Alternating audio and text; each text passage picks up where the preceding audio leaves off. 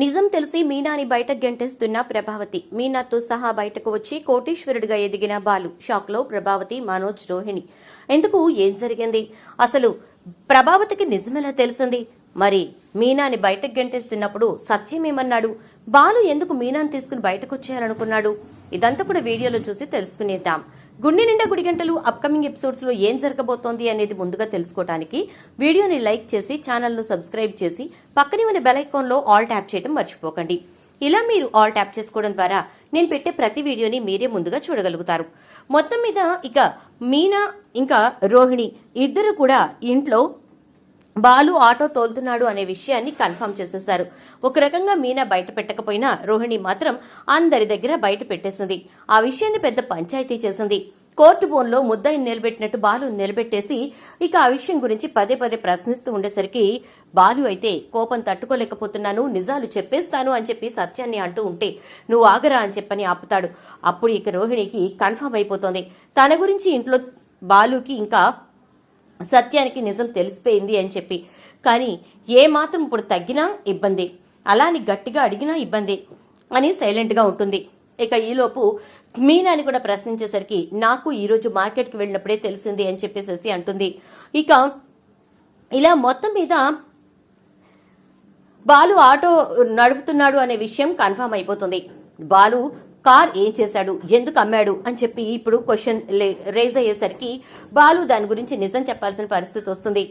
నా అవసరాల కోసం నేను అమ్మాల్సి వచ్చింది, నేను ఎవరికి చెప్పుకోలేని అవసరాలు కొన్ని ఉన్నాయి, దానికోసం అమ్మేశాను, ఇప్పుడు ఏమంటారు అని చెప్పేసి ఇక మొత్తానికైతే శివ మ్యాటర్ బయటికి రాకుండా అక్కడ కవర్ చేసేస్తాడు బాలు.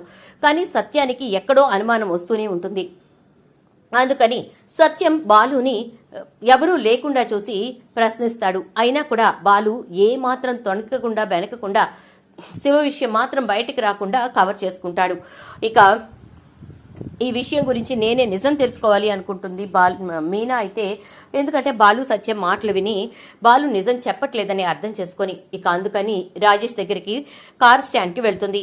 అక్కడికి వెళ్లిన తర్వాత రాజేష్ ని క్లియర్ గా క్వశ్చన్ చేస్తుంది. చెప్పు రాజేష్, ఎందుకు ఇలా చేశాడు? అసలు ఆయన కార్ అమ్మాల్సిన అవసరం ఏమొచ్చింది? ఎవరి కోసం అమ్మేశారు అని చెప్పని అంటుంది మీనా. అమ్మా మీనా, గుణకి ఇంకా బాలుకి గొడవ జరిగింది. శివ వల్ల ఈ గొడవ అంతా జరిగింది. అప్పుడు గుణ మా అందరినీ డబ్బులు కట్టమన్నాడు. మా అందరి కోసం తన కారు అమ్మేసి డబ్బులు కట్టేశాడు. దీనంతటికీ కారణం శివగాడే. శివగాడు చేసిన పని గురించి వాడిని అడిగేసరికి వాడు గుణాన్ని తీసుకుని గొడవకొచ్చాడు అని ఇలా మొత్తం మీద జరిగింది రాజేష్ చెప్తాడు. అది విన్నటువంటి మీనా అయితే చాలా బాధపడుతుంది. వాళ్ళిద్దరికీ ఎంత ధైర్యం, ఇంత పని చేస్తారా, నా భర్తని తప్పు మనిషిగా చూపిస్తారా అని చెప్పేసేసి ఇక చాలా బాధపడుతూ ఏం చేయాలో అదే చేస్తాను అనేసి అనుకుంటుంది మీనా అయితే. అలా కార్ స్టాండ్ లో మాట్లాడేసి బయలుదేరిన మీనాని అనుకోని విధంగా ప్రభావతి చూస్తుంది. ప్రభావతి కామాక్షి ఇద్దరు కూడా మార్కెట్కి వచ్చినప్పుడు మీనా అటుగా వెళ్లడం, అక్కడ మాట్లాడడం వింటారు. ఇక తరువాత ఎక్కడికి వెళ్తుందో పద అని చెప్పేసి వెనకాలే ఫాలో అవుతారు. అలా ఫాలో అయిన తర్వాత ఇక మొత్తానికి మీనా అయితే వాళ్ళ ఇంటికి వెళ్తుంది. శివని చెంపలు పగలగొడుతుంది. ఎంత ధైర్యం రా నీకు, తప్పు నువ్వు చేసి నా భర్త తప్పు చేశాడు అని చెప్పేసి నా భర్తని మాటలంటావా? నాకు నా భర్తకి మధ్య గొడవలు పెడతావా? అసలు మేమిద్దరం మాట్లాడుకునే పరిస్థితి లేదు అంటే మానేసి పుట్టింటికి వచ్చేసేయ్ అని చెప్పి వెధవ సలహాలు ఇస్తావా? నిన్న గుణగాడితోటి అసలు సావాసం చెయ్యొద్దు అని చెప్పి ఎన్నిసార్లు చెప్పినా నువ్వు ఆ సావాసం మాత్రం మానలేదు అని చెప్పేసేసి ఇక చాలా బాధపడుతూ మీనా అయితే అంటుంది. అనేసరికి ఏంటి నిజం తెలిసిపోయిందా అని అనేసరికి తెలిసిందిరా, నువ్వు ఎలాంటి దొంగ వెదవ్వో తెలిసింది. అబద్ధాలు చెప్తూ మోసం చేస్తూ కాలేజీకి వెళ్లకుండా నువ్వు ఇష్టం వచ్చినట్టు చెడిపోతుంటే అడ్డుపడ్డందుకు నా భర్త మీదే తప్పు కట్టావు, నా భర్తనే తప్పుడు వ్యక్తిగా చూపించావు అని చెప్పేసి ఇక మీనా అంటుంది. అలా మాట్లాడుతున్న మీనా మాటలు ప్రభావతి వింటుంది. అమ్మో అమ్మో, ఇన్ని రకాల జరుగుతూ ఉంటే ఒక్క విషయం ఇంట్లో తెలియనివ్వకుండా మొత్తానికి బాగానే కవర్ చేస్తోంది. వాడు చూస్తే వాడు బామ్మర్దిని దాచిపెడితే, ఇది చూస్తే ఇదేమో తమ్ముడిని దాచిపెడుతోంది అని చెప్పేసి ఇక మొత్తం మీద ప్రభావతి అయితే నిజం తెలుసుకుంటుంది. అలా నిజం తెలుసుకున్నటువంటి ప్రభావతి ఇక ఇంటికి వెళ్తుంది. ఇంటికి వెళ్లి మీనా వచ్చేసరికి మీనా బట్టలన్నీ కూడా గుమ్మంలో పడేస్తుంది. ఎవ్వరు వాటిని అంటుకోవటానికి వీల్లేదు అని చెప్పని అంటుంది. అలా అనేసరికి ఇకప్పుడు ప్రభావతి మాటలకి ఏమైంది, ఎందుకలా మాట్లాడుతున్నావని సత్యం అడుగుతాడు. ఏమైందా, ఎందుకలా మాట్లాడుతున్నానా, చెప్తాను రానివ్వండి మీ ముద్దుల కోడల్ని అని చెప్పని అంటుంది. ఇక ఇంటికి వస్తుంది మీనా. మీనా వచ్చిన తర్వాత ఏంటత్తయ్య ఈ బట్టలన్నీ ఎవరిక్కడ పడేశారు అని అంటే, నేనే పడేశానే, నీకు ఈ ఇంట్లో ఉండే అర్హత లేదు కాబట్టి పడేశాను. దొంగ వెధవలకి అక్కలు ఈ ఇళ్లల్లో ఉండకూడదు. నువ్వు కూడా దొంగతనం చేస్తే రేపటి రోజున ఇంట్లో నగలు పోతే అని చెప్పని అనగానే, ప్రభా అనవసరంగా నోరు జారకు, ఎవరిని ఏం మాట్లాడుతున్నావో తెలుస్తోందా, అసలు మీనా ఎందుకు అలాంటి పనులు చేస్తుంది అని చెప్పని అంటే, ఏమో దాన్ని తమ్ముడు చేయంగా లేంది ఇది మాత్రం చేయదా ఏంటి అనేసేసి ఇక ప్రభావతి మాట్లాడేసరికి, ఏం మాట్లాడుతున్నావు ప్రభా అంటూ ఇక సత్యం నిలదీస్తాడు. చెప్తానండి, అన్నీ చెప్తాను అని చెప్పి జరిగింది మొత్తం ప్రభావతి తను ఏదైతే విందో అదంతా చెప్తుంది. అది విన్నటువంటి సత్యం అయితే షాక్ అయిపోతాడు. ఏంటమ్మా ఇదంతా, నిజమేనా మీ అత్తయ్య చెప్తోంది అని అనేసరికి, అవును మావయ్య నిజమే అంటుంది మీనా. అవునా, ఇదేంటమ్మా శివ ఎందుకు ఇలాంటి పని చేశాడు అనగానే, నన్ను అత్తయ్య గారు బాధలు పెడుతున్నారని చెప్పి చూసి తట్టుకోలేక ఆ బాధతోటి వాడలా చేశాడంట. చేసిన వెధవ వెంటనే చెప్పేసినా పోయేది, అత్తయ్య గారు డబ్బు తీసుకొచ్చి అత్తయ్య గారికి ఇచ్చేసేవాళ్ళం అని అంటూ ఉంటే ఈలోపు బాలు వస్తాడు. ఏరా, మొత్తానికి బామ్మర్దిని కాపాడుకోవడానికి ఇంటి పత్రాలు తాకట్టు పెట్టావన్నమాట, అదే ఇంటి పత్రాలు తాకట్టు పెట్టించిన కారుని అమ్మేశావన్నమాట అని చెప్పేసేసి అనేసరికి ఇక ఒక్కసారిగా బాలు షాక్ అయిపోతాడు. ఏం మాట్లాడుతున్నావమ్మా అని చెప్పని అంటే, అవునా, ఏం తెలియనట్టుగా ఎంత బాగా మాట్లాడుతున్నావురా, నటించటంలో నీ తర్వాతేరో ఎవరైనా, అసలు ఏమీ తెలియనట్టు, నీ బామర్దే తప్పు చెయ్యనట్టు, ఇంటికి సంబంధించిన కారుని తీసుకెళ్లి అమ్మేసి ఊరోళ్ళందరూ అప్పులు తీర్చి నువ్వు ఆటో నడుపుకుంటున్నావా, ఆటో మేమందరం వెర్రివాళ్ళలా చూస్తూ కూర్చోవాలా అని అంటుంది ప్రభావతి. ఇక వెంటనే బాలు, ఇప్పుడేమంటావు అంటే, ఇది ఇంట్లోంచి వెళ్ళిపోవాలి, ఇది ఈ ఇంట్లో ఉండడానికి వీల్లేదు అంటుంది. తనెందుకు ఉండకూడదు, తనేం తప్పు చేసింది అంటే, ఇన్నాళ్ళు జరిగిన మోసాన్ని బయట పెట్టకుండా దాచిపెట్టినందుకు, అలాంటి తమ్ముడు దీనికి ఉన్నందుకు, ఈ ఇంటికి సంబంధించిన ఇంటి పత్రాలు దీనివల్లే ఇప్పుడు ఎక్కడ మార్వాడి దగ్గర ఉండిపోయినందుకు అని చెప్పని అంటూ ఉంటుంది. ఇక ఆ మాటలకు, ఇప్పుడు మీనా వెళ్ళిపోవాలి నీకు అంతే కదా అంటే, అవును మీనా ఇంట్లోంచి వెళ్ళిపోవాలి అంటుంది ప్రభావతి. సరే వెళ్ళిపోతుంది అని, నాన్న దయచేసి నన్ను క్షమించు అంటూ బాలు పైకి వెళ్ళి తన బట్టలు కూడా బ్యాగ్లో సర్దుకుని కిందికొచ్చి కింద విసిరేసి ఉన్న మీనా బట్టలన్నింటినీ బ్యాగ్లో సర్ది బ్యాగ్ మీనా చేతికిస్తాడు. తన బ్యాగ్ తను పట్టుకుంటాడు.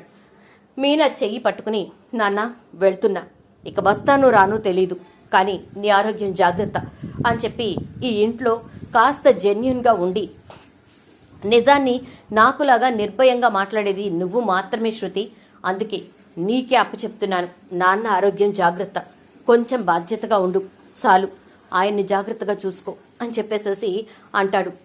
అలాగే బాలు, అయినా వెళ్ళిపోవడం దేనికి, అయిపోయిందేదో అయిపోయింది కదా, అందులో మీనా తప్పేం లేదు కదా అని అంటే, అది నీకు తెలుసు, నీలా మాట్లాడే నాకు తెలుసు, కానీ మా అమ్మకు తెలియదు కదా, ఆమెకు అల్టిమేట్గా కావాల్సింది మేము ఈ ఇంట్లో ఉండకుండా ఉండటం, మనోజ్ గారు మాత్రమే ఈ ఇల్లంతా ఏలాలి, రోహిణి గారు మాత్రమే ఈ ఇంట్లో అటు ఇటు కోడలుగా తిరగాలి, మీనా ఈ ఇంట్లో ఈమె కళ్ళ ముందే కనిపించకూడదు అని చెప్పేసేసి ఇక బాలు మీనా చేయి పట్టుకుని బయటకు వెళ్తూ, నాన్న క్షమించండి అంటూ బయటకు వెళ్ళిపోతాడు. బాలు బయటకు వెళ్ళి పూల బండిని తోసుకుంటూ వాళ్ళ బ్యాగ్స్ పూల బండి మీద పెట్టుకుని వెళ్ళిపోతూ ఉంటారు. అమ్మయ్య, మొత్తానికి ఇన్నాళ్ళకి నాకు ఒక అవకాశం దొరికింది, దాన్ని ఉపయోగించుకుని వీడి పీడ వదిలించుకున్నాను, చాలు, ఇక ఇంతకంటే నాకు ఏమీ అక్కర్లేదు అని చెప్పి ప్రభావతి చాలా సంతోషపడిపోతూ లోపలికి వెళ్ళిపోతుంది. ఇక బాలు అక్కడి నుంచి బయటకు వెళ్ళిన తర్వాత మీనా వంక చూస్తూ, బాధపడకు మీనా, ఇప్పుడు ఎవరైతే మనల్ని తోసేశారో వాళ్లే మన కాళ్ల దగ్గరకు వచ్చేలా చేస్తాను, ఖచ్చితంగా ఆ రోజు వస్తుంది, నువ్వు కంగారు పడకు అని చెప్పని అంటాడు బాలు. అలా బాలు అంటూ మీనాని తీసుకుని ఇంట్లో నుంచి బయటకు వెళ్లిపోతాడు. అలా వెళ్లిపోయిన తర్వాత బాలు అయితే చాలా కష్టపడతాడు. బాలుతో పాటు మీనా కూడా కష్టపడుతుంది. ఇక ఇంట్లో ఇచ్చే అవసరమే లేదు కాబట్టి బాలు సంపాదించిన ప్రతి రూపాయిని ఇంట్లో జాగ్రత్త చేస్తుంది మీనా. ఇక ఈలోపు పార్వతమ్మ బాలు వాళ్ళ ఇంటికి వచ్చి బాలుకి క్షమాపణ చెప్తుంది. దయచేసి నన్ను క్షమించండి బాబు, మిమ్మల్ని చాలా మాటలన్నాను.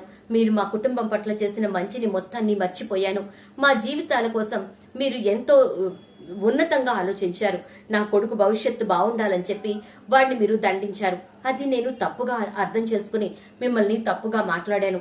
దయచేసి క్షమించండి అంటూ ఇక శివని కూడా తీసుకొచ్చి క్షమాపణ చెప్పిస్తుంది. శివతోటి బాలు ఒక్కటే అంటాడు, గుణ మంచివాడు కాదు, నీ భవిష్యత్తు గురించే చెప్పాం, అది నువ్వు అర్థం చేసుకుంటే బాగుంటుంది, లేదంటే పోయేది నీ భవిష్యత్తే. ఇదిగో మీ అక్క బ్రతుకుతున్నట్టే రేపు సుమతి కూడా బ్రతుకుతుంది, దాంట్లో ఏం పొరపాటు జరగదు, లేదా ఎటువంటి డోకా ఉండదు. కానీ ఎటు తిరిగి నీ జీవితమే నాశనం అయిపోతుంది, ఆలోచించుకో అని అంటే, అలాగే బావా, నేను మారుతాను, ఖచ్చితంగా గుణ సావసం మానేస్తాను అంటాడు శివ. ఇక అలా శివ కూడా వెళ్లిపోతాడు, చదువుకుంటూ ఉంటాడు. బాలు రోజు ఆటో వేయడమే కాకుండా సొంతగా ఆటో కొనుక్కుంటాడు. అలా బాలు అంచెలంచెలుగా ఎదుగుతాడు. మీనా కూడా తన బండిని ఒక కొట్టుగా మార్చుకుంటుంది, పూల కొట్టు పెడుతుంది. అలా మొత్తం మీద బాలు మీనా ఇద్దరు కూడా బాగా ఎదుగుతారు. ఎదగడమే కాదు, రూపాయి డబ్బు దాచిపెట్టి సొంతంగా ఇల్లు కొనుక్కుంటారు. ఇదంతా కూడా ప్రభావతికి తెలుస్తూనే ఉంటుంది.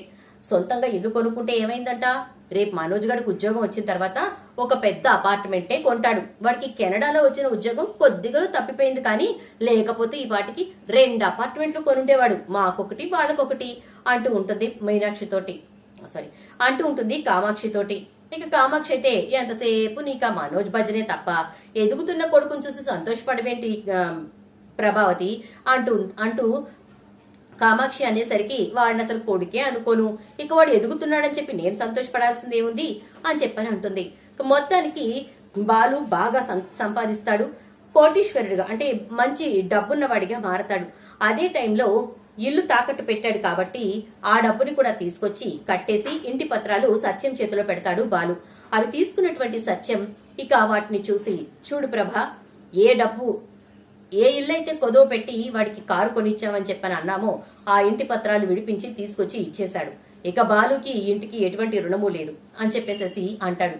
అన్న తర్వాత సత్యం ఎందుకో బాధతో కళ్ళు తిరిగి పడిపోయేసరికి బాలు గబగబా హాస్పిటల్కి తీసుకెళ్లి జాయిన్ చేసి ఇక అక్కడ ఖర్చు అయిన డబ్బంతా కూడా బాలునే పెట్టుకుంటాడు. ప్రభావతి చాలా బాధపడుతుంది, ఎందుకంటే భర్తను కాపాడుకునే పరిస్థితుల్లో పెద్ద కొడుకు లేకపోవటం, ప్రతిసారి అదే జరగడంతో కొంచెం గిల్టీగా ఫీల్ అవుతుంది. కానీ మనోజ్ కి సపోర్ట్ చేస్తుంది. ఇక బాలు మీనా సత్యంకి తగ్గిపోయిన తర్వాత ఇంట్లో దింపేసి వాళ్ళ ఇంటికి వెళ్లిపోతారు. అలా బాలు మీనా ఎదుగుతూనే ఉంటారు. మనోజ్ మాత్రం ఎక్కడున్నవాడు అక్కడే ఉంటాడు.